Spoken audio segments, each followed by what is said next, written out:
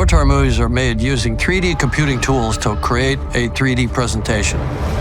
Our eyes don't see 3D. Each one sees a 2D image. They go into the brain, into the visual cortex, and that's where it gets turned in our minds into a stereoscopic view of the world.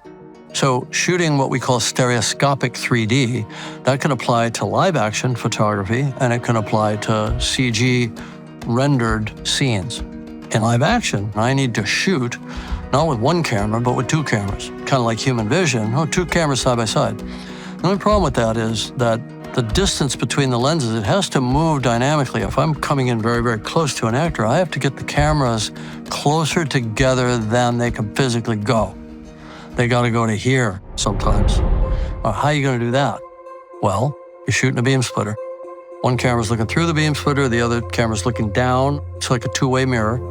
And those cameras will move like this during the shot. If I'm tracking in on an actor from 20 feet back, those cameras will be here and they'll go to there. And it's all motion controlled. So we had to work all that out. In the year 2000, I just bolted two cameras side by side. Then we started working more and more with beam splitters, and then the rigs got big. And then we started to find very small cameras and smaller lenses that would have high quality. And we figured out the servo systems, essentially the robotics, that allowed these cameras to move and breathe. Also, as you move in, the cameras toe in, just like human eyes. If you ever watch somebody take a pencil and try to focus on it with both eyes, they'll go cross-eyed. Watch, I'll go cross-eyed for you right now. Okay, that's called toe in or convergence. So we have to do what the eyes do, and we have to do what the brain does to put 3D up on a screen and make it viewable for people. So as we speak of it today, my team and I have had 25 years of experience doing this. We know the technology, we know the guidelines, we know what makes beautiful 3D. I think that's one of the things that sets an Avatar movie or any Lightstorm movie that I'm involved with apart, is 3D that's simultaneously not trying to be a 3D movie every second and poke you in the eye. It's just there.